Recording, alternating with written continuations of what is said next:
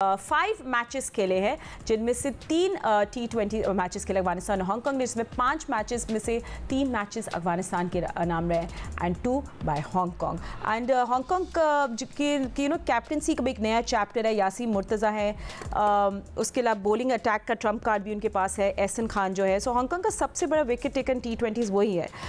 फिर उनके बाद बैटिंग के बिग बॉल में है नज़ाकत खान है, बाबर हयात है और ज़ीशान अली। इन चारों के पास they have more 1000 runs in T20 और good striker as well, so एक mixed bag है। क्या राशिद भाई सही कहना है? हांगकांग का वो एक्स फैक्टर है मगर एक मिक्स्ड बैग है, कुछ मैच विनर्स भी हैं उनके पास। जी, ये आपसे मैं इंप्रूव है और खेलते हुए है, काफी वक्त हो गया इनको खेलते हुए। TCS नंबर बैट लक इनके साथ और अफगानिस्तान के साथ रही है। ये होम मैचेस नहीं खेलते क्योंकि अफगानिस्तान का तो हम मान सकते हैं कि वहाँ पे हालात ऐसे रहे कि वहाँ पे होम मैचेस इंटरनेशनल नहीं खेल सकते। इंफ्रास्ट्रक्चर बहुत अच्छा नहीं है हांगकांग में, चल एक ग्राउंड है उस पर ये खेलते हैं। जब ये खेलने जाते हैं तो उनको मुश्किलात तो होती हैं। मोस्टली अपने मैचेस UAE में खेलते हैं, मलेशिया सिंगापुर में जाके खेलते हैं हांगकांग वाले। इनके कप्तान है पाकिस्तान में खेलते हुए हैं, आखिर जब खेल रहे थे UCL के लेफ्ट आर्म स्पिनर थे यासीन मुर्तज़ा थे, बहुत अच्छे प्लेयर थे अपने वक्त में, यहाँ पे अच्छी क्रिकेट खेल के गए। और बाबर हयात बहुत अच्छे प्लेयर है जो कि बैट्समैन है, अंशुमन है वो भी अच्छा खेलते हैं, एजाज है ऑलराउंडर है। तो इनके पास ठीक टीम है, लेकिन 6-7 गुड प्लेयर हैं। बड़ी टीम में ये होता है कि जब आप प्रेशर पड़ता है तो वहाँ पे थोड़ा सा प्रॉब्लम होती है। तो जैसे हमने UAE में देखा था, UAE के बाद 5-6 वेरी गुड प्लेयर, लेकिन 11 पूरे नहीं हो पाते इन टर्म्स ऑफ परफॉर्मेंस। लेकिन हांगकांग की टीम अच्छा है, यहाँ पे अच्छा एक्सपीरियंस मिलेगा उनको और बहुत आते हैं। तो इसमें जाहिर सी बात है मुकाबला कभी कभार बहुत अच्छा होता है, लेकिन अच्छी चीज़ यही है जो कि टीम को बढ़ाया गया। ICC वाले भी T20 को बढ़ावा दे रहे हैं, फ्यूचर यही है। तो इस वजह से हांगकांग हो, ओमान हो, इनको मौका दिया गया है और इनको सीखने को बहुत मौका दे रहे हैं। अनिया मैं भी देख रही थी उनका स्केड्यूल टफ है। हाँ, आज ओपनर है अफगानिस्तान के साथ, उसके बाद 11 सितंबर को बांग्लादेश से जीतना होगा match, then they have to play सितंबर 15 को उनका फिर श्रीलंका के साथ दुबई में मैच है। सो अपहिल टास्क होगा, बट थोड़ा सा स्पिन का जादू अगर चल गया, उनके ओपनर्स थोड़ा कुछ कर पाए तो they can give them a tough time. क्योंकि मैं भी यासीन मुर्तज़ा का भी देख रही थी, 70 विकेट्स है, इकॉनमी रेट उनका 6.3 है, मतलब कंट्रोल भी है, विकेट्स भी निकालते हैं, एक की प्लेयर है उनके लिए। But yeah so spin is their strength, let's see what they do today. देखिए फातिमा, मैं थोड़ा क्रिकेट से हट के बात करूंगा। ये नहीं कह सकते आप हांगकांग के प्लेयर को वो शॉपिंग करने आए हैं दुबई में, क्योंकि हांगकांग में भी अच्छी शॉपिंग होती है। जैसा राशिद अजीज साहब बात कर रहे थे, सिंगापुर में ये लोग मोस्टली क्रिकेट खेलते हैं क्योंकि हांगकांग सुपर सिक्सेस आपने नाम सुना होगा। लेकिन इस ग्रुप में मुश्किल है कि अफगानिस्तान को ये टफ टाइम दें, बट इस ग्रुप में जिस तरह आपने बताया अफगानिस्तान, श्रीलंका, बांग्लादेश 3 मुश्किल मैच हैं, लेकिन इस ग्रुप में इन्होंने किसी को भी हराया तो ये ग्रुप जो है ना बहुत दिक्कत वाला हो जाएगा, क्योंकि यहाँ से 2 टीमें अंदर जाएंगी फाइनल 4 में। श्रीलंका, अफगानिस्तान एंड बांग्लादेश, इन 3 टीमों के दरमियान असल में मुकाबला है। और शायद ये अहलियत और सलाहियत का अफगानिस्तान का भी टेस्ट है, क्योंकि लास्ट ईयर वो सेमीफाइनल तक पहुँचे थे।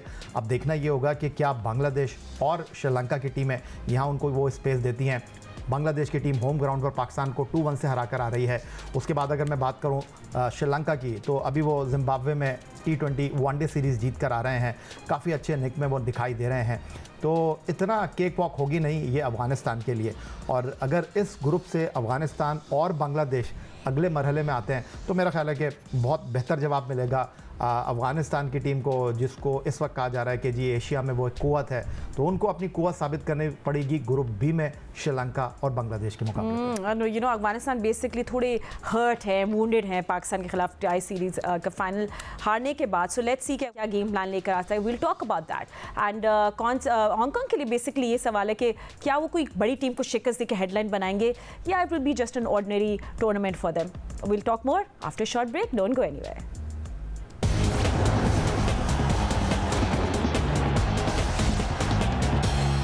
Right, welcome back after the break. Asia cup का पहला मैच अबू धाबी में स्टेज सेट है। सामने है एक wounded Afghanistan and Hong Kong who have nothing to lose. So let's see आज अबू धाबी में क्या एक्शन होगा।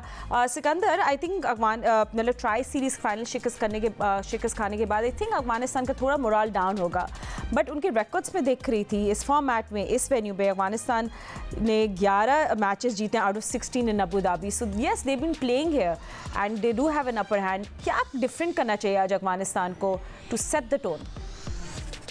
तो ये तो खेल का हिस्सा होता है, कभी आप हारते हैं कभी जीतते हैं। आपने उससे पहले पाकिस्तान को हराया, आप हार गए, कोई बात नहीं। ये एक चीज़ है जो कि उनको उनके जो कोच हैं उनको उनके जहन में डालना पड़ेगा। मगर एक चीज़ है, अभी मैं देख रहा था श्रीलंका ने तो कंप्लेन की और अफगानिस्तान में ये किए, इसलिए कि जो अफगानिस्तान की टीम है वो मेरे साथ होटल में ठहरी हुई है दुबई में।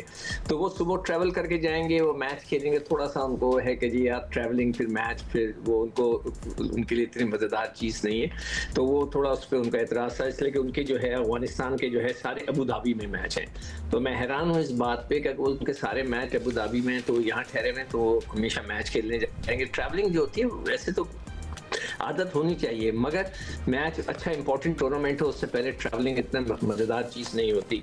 उसके अलावा श्रीलंका के कप्तान भी जो था वो थोड़ा सा, मगर उसको 4 दिन का रेस्ट मिल गया, हरारे से वो भी खेल कर आ रहे हैं और उसके बाद आते ही उनको ये टूर्नामेंट खेलना पड़ेगा। तो वो मगर उनको 4 दिन का रेस्ट मिला है तो दे आर ऑलराइट। तो वो टीमें जो दुबई से ट्रैवल करके जाएंगी उनको थोड़ा सा फ़र्क पड़ेगा। अदरवाइज मैं नहीं समझता कि अफगानिस्तान को इतना परेशान होना चाहिए। अच्छी टीम है, देखें ये वो बार बार मैं कहता हूँ, मैं उसको नंबर 2 टीम नहीं कहूँगा एशिया का, मगर वो ऐसी टीम है किसी वक्त भी किसी के साथ वो जो है उसका जो रिदम है तोड़ सकती है, किसी की पार्टी स्पॉइल कर सकती है। तो वो ऐसी खतरनाक टीम है, तो उसको कभी इजी नहीं लेना चाहिए। हाँ, तो वो बहुत एग्रेसिव होते हैं, तो मुझे वो यहाँ नजर आ रहे हैं होटल के अंदर। तो देखते हैं कि वो किस तरह ये जो ट्रैवलिंग है उसको किस तरह वो मैनेज करते हैं। ठीक है, चलिए ये तो एक अलग बात है। बट राश भाई, अफगानिस्तान के लिए आई थिंक गुरबाज का एक फॉर्म में आना, दे वुड वांट हिम कि एशिया कप में वो अच्छी फॉर्म में रहे, अच्छी निक में रहे।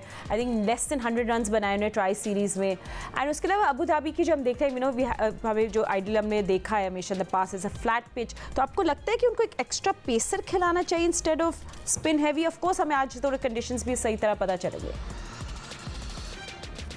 एक पेसर और डालना पड़ेगा। अबू धाबी की पिच बहुत अच्छी होती है, ये वो पिच है जहाँ पे स्पिनर्स भी अच्छी बॉलिंग करते हैं।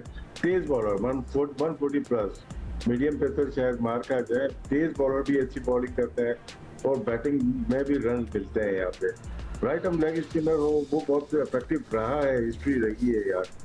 तो यहाँ पे पूरी टीम होनी चाहिए। पूरी टीम का मतलब कि आपके पास फास्ट बॉलिंग भी, 2 फास्ट बॉलर, एक ऑलराउंडर आपके पास, जिनके पास मौजूद है अफगानिस्तान के पास, और स्पिनर तो है वहाँ पे। एक स्पिनर इनको छोड़ना पड़ेगा, लगता है ऐसे ही है यहाँ पे। और जैसे शिकू भाई ने बात की, बात बिल्कुल दुरुस्त ही है। ट्रैवलिंग का थोड़ा सा होता है कि आप 1.5-2 घंटे अगर ट्रैवल कर रहे हैं और फर्क जरूर पड़ता है, लेकिन मजबूरी है। वहाँ पे 2 ही वेन्यू है और वहाँ पे होल्डिंग के इश्यूज होते हैं उसकी वजह से। लेकिन जो आपका सवाल है, एक फास्ट बॉलर इसको इम्प्रूव करना चाहिए। या आप भी इस बात से एग्री करते हैं कि may be they will need a pacer. End of course Abu Dhabi में अफगानिस्तान के लिए they have a good record, मगर ये हांगकांग से भी यहीं हार चुके हैं पहले, आई थिंक 2014 या 15 में। देखिए वो जो आप 2014-15 की बात कर रही थी, तो उस वक्त की अफगानिस्तान में और आज की अफगानिस्तान में ज़मीन आसमान का फ़र्क है। और जहाँ तक रही बात अफगानिस्तान की टीम की, राशिद ने शिकवा किया था, बात की थी जब ट्राई सीरीज़ के फाइनल में हारे थे। उन्होंने कहा था कि लगभग कुछ 8 महीने से हम एक साथ खेले नहीं हैं, लीग क्रिकेट में खेले हैं। तो यहाँ पर जो लीग क्रिकेट हुई है दुबई में, वहाँ पर अफगानिस्तान के प्लेयर खेले हैं, तो प्रॉब्लम होना नहीं चाहिए। बट जिस तरह राशिद भाई बात कर रहे थे कि प्रेस कॉन्फ्रेंस में, या बात कर रहे थे सिकंदर बख्त क्यूएटर की बात कर रहे थे कि उन्होंने पूछा कि कौन क्यूएटर है, तो मुझे लगता है कि एज़ कम्पेयर शारजा, यहाँ दुबई और अबू धाबी में आपको कुछ डिफरेंट सरफेस मिलेगा। और जिस तरह राशिद भाई कल बात कर रहे थे कि टू मच क्रिकेट होती है शारजा में, वहाँ पर कंपनीज़ की भी क्रिकेट होती है, वहाँ पर डोमेस्टिक की भी क्रिकेट होती है, तो ग्राउंड मैन को पिच प्रिपेयर करने का इतना मौका मिलता नहीं है। बट दुबई में ऐसा नहीं है, और दुबई और अबू धाबी ये वो 2 वेन्यूज़ हैं वहाँ पर क्रिकेट होती है, लेकिन उतनी नहीं होती जितनी फ्रीक्वेंटली शारजा में होती है। तो मुझे कहीं लगता है कि शारजा के मुकाबले में दुबई और अबू धाबी में आपको अच्छी क्रिकेट देखने को मिलेगी। T20 क्रिकेट के बारे में कहते हैं कि जब लोग मैच देखने के लिए आते हैं वो छक्के चौके देखना चाहते हैं। तो आई थिंक मेरा ख्याल है कि आपको वो माहौल मिलेगा। और ये शिकवा बिल्कुल ठीक है, लेकिन आई थिंक इसीलिए ऑर्गेनाइज़र ने जो है वो टीमों को दुबई में रखा है, क्योंकि टूर्नामेंट के ज़्यादातर मैचेस जो हैं वो दुबई में है। लेकिन ये बहरहाल एक टीमों के लिए हैज़ल है कि वो प्रैक्टिस करेंगे दुबई में और जाकर खेलेंगे अबू धाबी में। कोई 2 घंटे की ड्राइव है, तो मेरा ख्याल है कि मुश्किल तो होगी। Not a good thing for teams, absolutely right.